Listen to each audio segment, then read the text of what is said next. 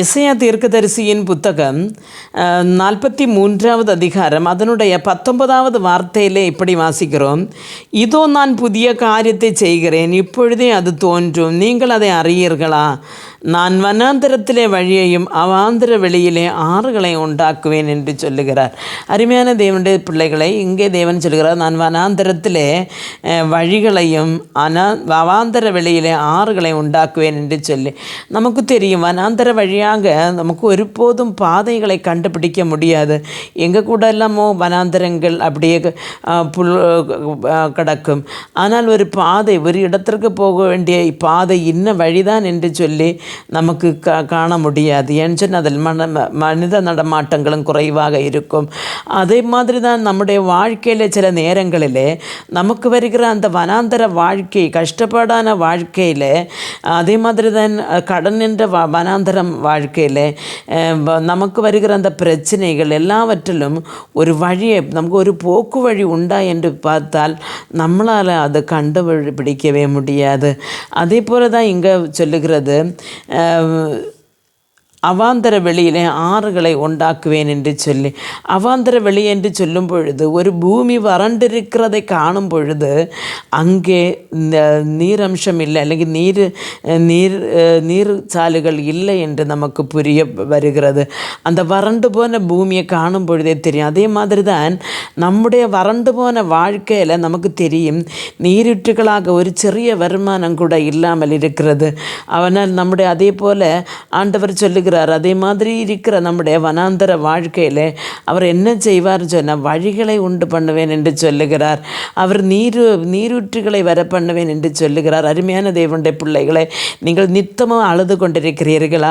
என்னுடைய வாழ்க்கை வனாந்தரமாக இருக்கிறது, என்னுடைய வாழ்க்கை ஒரு அவாந்தர வழியாக இருக்கிறது, எங்கே பார்த்தாலும் ஒரு வறட்சி, ஒரு நீருறவை எங்களால் காண முடியலை, ஒரு நன்மை பெற முடியலை, அது ஏனென்று எனக்கு தெரியல. நான் செபிக்கிறேன், உபவசிக்கிறேன், நான் சர்ச்சுக்கு போகிறேன், என்னால் முயன்றதெல்லாம் நல்ல காரியங்களை நான் செய்து கொண்டிருக்கிறேன். ஆனாலும் என்னுடைய வாழ்க்கையில், இந்த வனாந்தர வாழ்க்கையில் முன்னேறி செல்ல ஒரு பாதையோ, என்னுடைய வாழ்க்கையில் என்னுடைய ஒரு தணுப்பிற்காக ஒரு சின்ன நீருறவையோ என்னுடைய வாழ்க்கையில் இல்லை என்று சொல்லி நீங்கள் ரொம்ப கவலைப்பட்டு கொண்டிருக்கலாம். எவ்வளவோ மெடிசின்கள் எடுத்தும் ஒரு தலைமுறையை எனக்கு காண முடியலை. கர்த்தர் எனக்கு ஒரு குழந்தை கொடுத்திருந்தால் நலமாக இருக்குமே என்று அதனுடைய அவாந்தரமான வாழ்க்கையில் அந்த ஒரு குழந்தை என்ற நீருறவைக்காக ஏங்கி தவித்து கொண்டிருக்கிறவர்கள், பணங்கள் ஒருபாடு செலவாக்கி படித்தும் வேலைக்கென்று பணங்கள் கொடுத்து நஷ்டமாயும் ஒரு வேலை இதுவரை இல்லை என்று வேதனைப்பட்டு கொண்டிருக்கிற வாலிப பிள்ளைகள், இப்படி பல காரியங்களில் ரொம்ப கஷ்டப்பட்டு வேதனைப்பட்டு கொண்டிருக்கிற ஒரு குடும்பத்தை நாம் பார்க்கும் பொழுது அவருடைய வாழ்க்கையில் ஒன்றுமில்லை. அவர்களை பார்த்து கர்த்தர் இன்றைக்கு என்ன சொல்லுகிறார் என்று சொன்னால், நான் அவாந்தர வெளியிலே வழியையும் அவாந்தர வெளியிலே ஆறுகளையும் உண்டாக்குவேன் என்று, இதோ நான் புதிய காரியத்தை செய்கிறேன், இப்பொழுதே அது தோன்று, நீங்கள் அறியீர்களா என்று காணப்படுகிறது. நான் ஒரு புதிய காரியத்தை உங்கள் வாழ்க்கையிலே செய்வேன், நீங்கள் அதை அறியீர்களா என்று சொல்லி.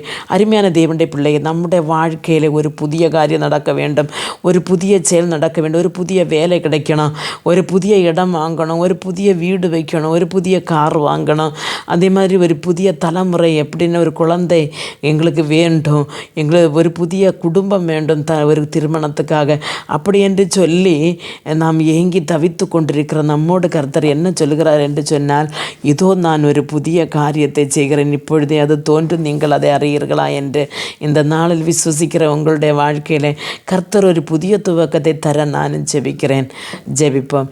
எங்களை மிக அன்பாக நேசித்து வழி நடத்துகிற நல்ல தகப்பனே, இந்த செய்தியை கேட்ட உமது பிள்ளைகள் யாரெல்லாம் ஆண்டவரே அப்போ வறண்டு போய் வனாந்திரத்தில் இருக்கிறார்கள், யாருடைய வாழ்க்கை அவாந்திர வெளியாக இருக்கிறது, ஒரு நீரூற்று இல்லாமல், அவர்களை எல்லாம் உடைய கரங்கள் தருகிறேன். இதோ நான் ஒரு புதிய காரியத்தை செய்கிறேன், அது இப்பொழுதே தோன்றும் என்று சொன்ன அருமை ரட்சகா, விசுவாசத்தோடு கூட என்னுடைய வாழ்க்கையில் இன்றைக்கு ஒரு அற்புதம் நடக்கும் என்று விசுவாசத்தோடு இருக்கிற ஜெபிக்கிற உமது பிள்ளைகளுக்கு ஆண்டவரே அதன் காலங்கள் கண்டது போல கர்த்தாவே இன்றைக்கு ஒரு வாரத்திலேயோ ஒரு மாதத்திலேயோ கர்த்தாவே இவர்கள் அதற்கு பதிலை கண்டடைந்து தேவனை மகிமைப்படுத்தும்படியாய் கிருபை செய்யுங்க. இயேசு கிறிஸ்துவின் நாமத்தில் செபிக்கும் போது ஜெபத்தை கேட்டு பதில் தாரும் ஜீவனுள்ள தகப்பனே. ஆமென்.